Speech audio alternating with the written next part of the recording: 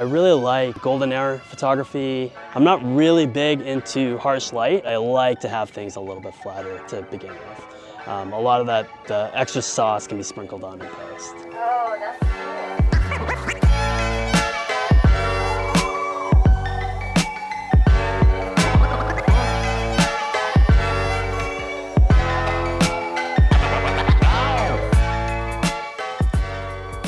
Hey everyone, and welcome back to F22, where we bring all things photography into focus. This show's brought to you by VSCO, and today I am in beautiful LA with Kris Kuganathan.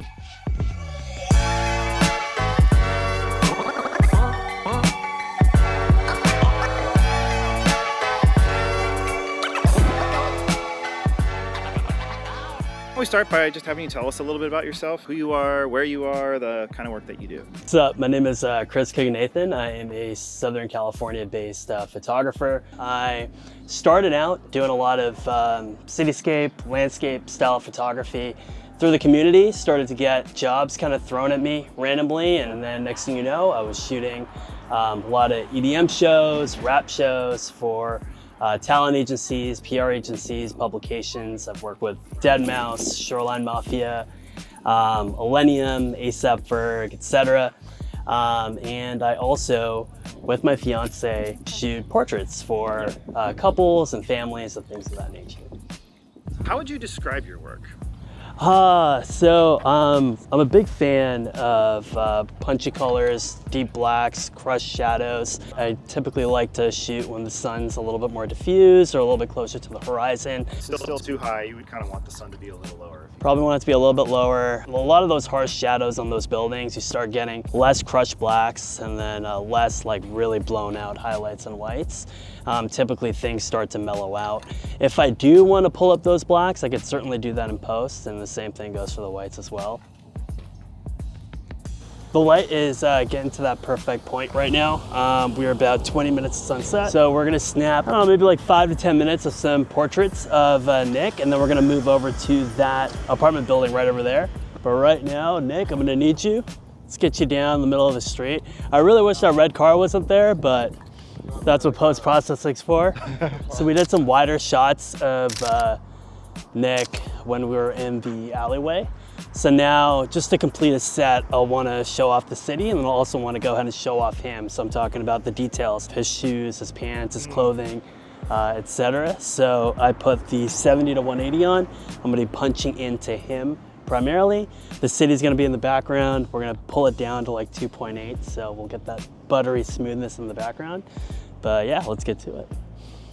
Yeah, one thing I think is really interesting here is that you're focused not just on like a one shot, but sort of a set of like telling a story with a wide shot, an establishing shot, the details. Like it's not just the one thing. I think that's really interesting. Yeah, I really want to tell the full story of the area, the neighborhood, him as a person, especially now with social media. I mean, you know, people don't just scroll up and down, they scroll sideways as well. Yeah. So there's so many different ways to tell a story these days. I swear, most people forget that you could still shoot a landscape orientation photo. And you can just see like how much you can fill up the frame. Nick, come back up to me. Just make your way up to me.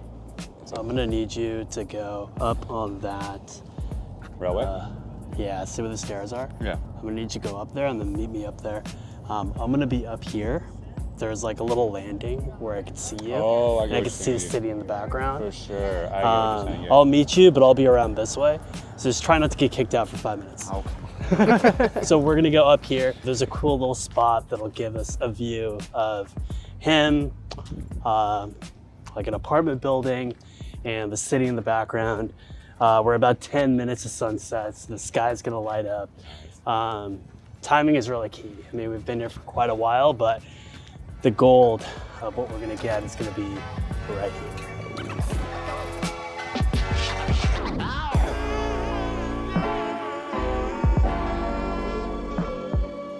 Saw this photo maybe a week ago, and I got it. It was pretty, it was cool, but I needed somebody right there. That's great. I felt like it was missing something. Yeah. You know? Really want to tell a story about LA. They won the World Series recently. Dodgers seem like a good fit. Let's have you lean over the rail, and then maybe look over to the side. This guy's really helping us out right now.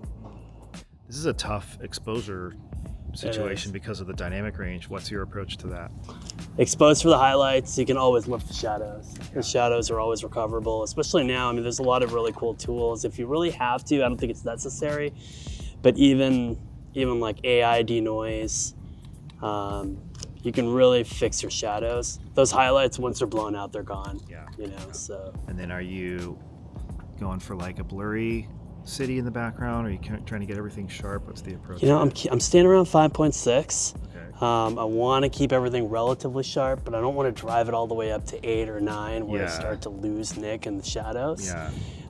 So yeah, 5.6 is probably where I'm gonna At about 35, 40 or so. And then shooting Sony, I'm pretty confident I can go down to even like -2 and be able to fully pick it back up.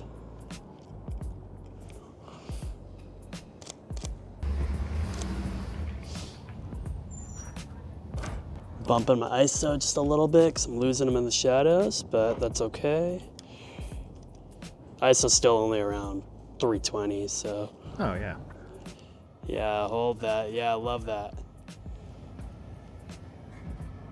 This is the hero comp. This is good.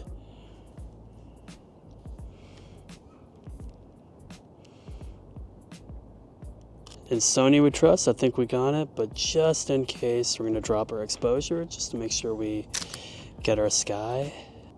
I'm actually really stoked about this one.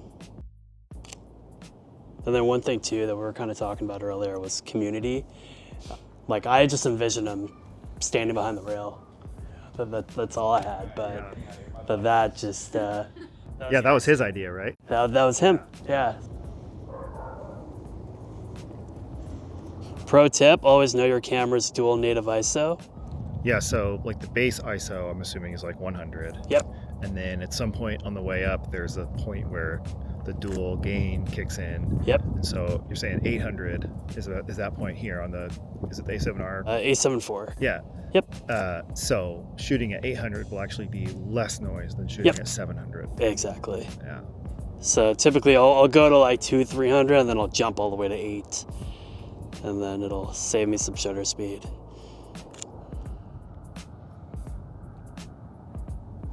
Yeah, I like that. So we're cutting out his eyes a little bit, but we've got the Dodgers in focus. We got the city in the background. Oh yeah, look at the city. Oh yeah, that's cool. Oh yeah, this is great with the leading line of the street, kind of going from like his eye point all the way down into the city. It starts with him, right, and it ends with the city. Pretty cool sunset. One thing, pro tip to all photographers, if you're shooting sunset, sunrise, take a second, put the camera down, and just look at it, because I feel like a lot of times people just forget to soak it all in. We're so quick to take the photo for other people, but you're actually here, so just look at it for a second. Maybe you could just talk me through a few of your favorite photos. I love scenes. There's a sense of like documentation that kind of goes into that kind of photography. And one thing that really comes to mind is the Hollywood sign in California. It's warm, you've got palm trees, it's sunny. But a couple years ago, I think it was 2023, winter, California was hit with like 3 atmospheric rivers in a row. It was like the coldest winter on record. And there's one shot that everybody in LA always gets every single winter. For maybe about a week, you'll get the Los Angeles mountains behind the city, frosted in snow. I was in Orange County on my day job and I noticed it started hailing on the window. And at that point I knew the day was gonna come. And then I just shot an email to my boss. I'm like, hey, I gotta go get this photo. Again, it's like an annual photo. Everybody gets it, it's not that rare. And as I was driving down, I was like, this is kind of a sketchy drive. It was hailing all over the freeway, it was raining. A couple people have pulled over. But I finally get to the spot where you get a nice telephoto shot of Los Angeles. And I get there and my heart sunk. There's a ton of photographers there. And you look at the city and it was completely covered in a cloud. A blizzard was just covering the mountains. You couldn't see anything. I was kind of like, oh, I lost maybe an hour, driving out there. But then I looked to my left and the Hollywood sign was clear as day. And behind it, at much lower elevation, that part of the mountain was completely frosted in snow. It always sticks with me because I don't think a lot of people have this photograph. It shows the power of a telephoto lens as well, because these 3 different hills are probably 5 to 10 miles away from each other. Yeah. But you're able to compress it. So you got the Hollywood sign frosted with snow in the background. And what lens is how long is that? It looks really long. This is probably 400 millimeters. Yeah, wow. Yeah, I didn't have the 600 at the time, but 400 did it. And the clouds lit up too, and they weren't too low, they weren't too high. It was kind of perfect. And I always look back at that one because it's not just me, the conditions were perfect.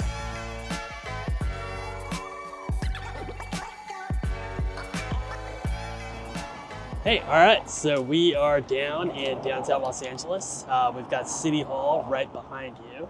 We're just gonna look for natural frames. In nature, you're typically looking at trees, you're looking at holes in the rocks, etc. Out here, one big thing that I like to do is frame things using the bicycle rings. I really love this tripod. It gives you the ability to get as low to the ground as possible.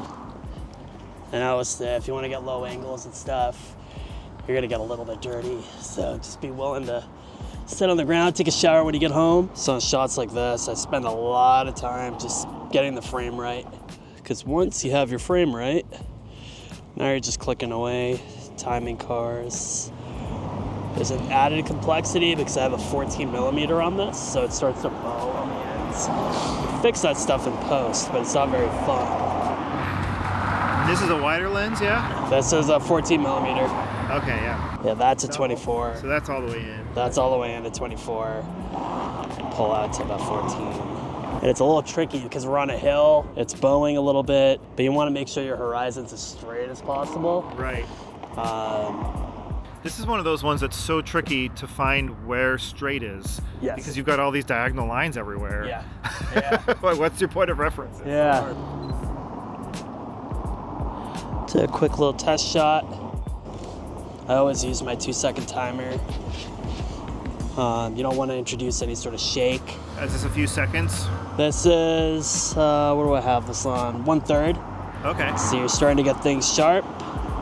And then you get a little bit of streaks in the bus. But what I like, and what we're gonna wait for, is maybe just one clean vehicle.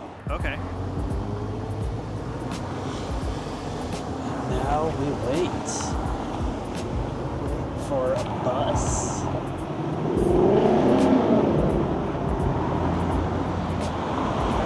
Sometimes this kind of photography feels like fishing or hunting or something. It's same sort of thrill of waiting, Yeah. and then catching it For that moment. right when it finally goes by.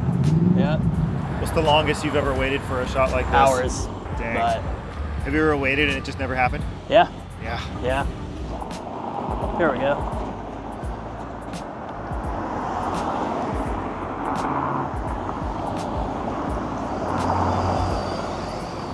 Oh, that's pretty cool. You got the beginning of the trail, you got the end of the trail. Let's try one more and then we'll switch up our composition. 1, 2, 3. Yeah, I think we got it. That's the one. Gorgeous. Pretty cool. All right. There is one last composition that I want to get. So I haven't been up there in a few years, but there's a water feature up there where you can get a really cool reflection of City Hall. So we're gonna come up here.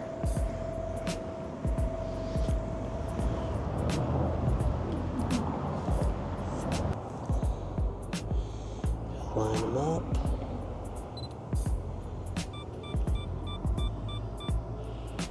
Whenever you're at a spot like this, get the first shot you possibly can.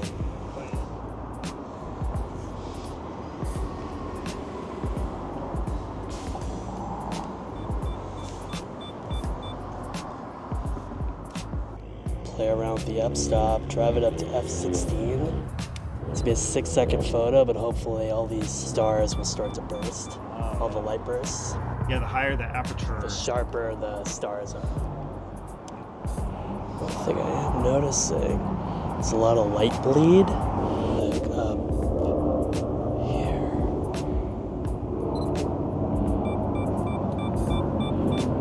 That's clean. I think we got it. There it is. Pretty cool, huh? Yeah. Nice.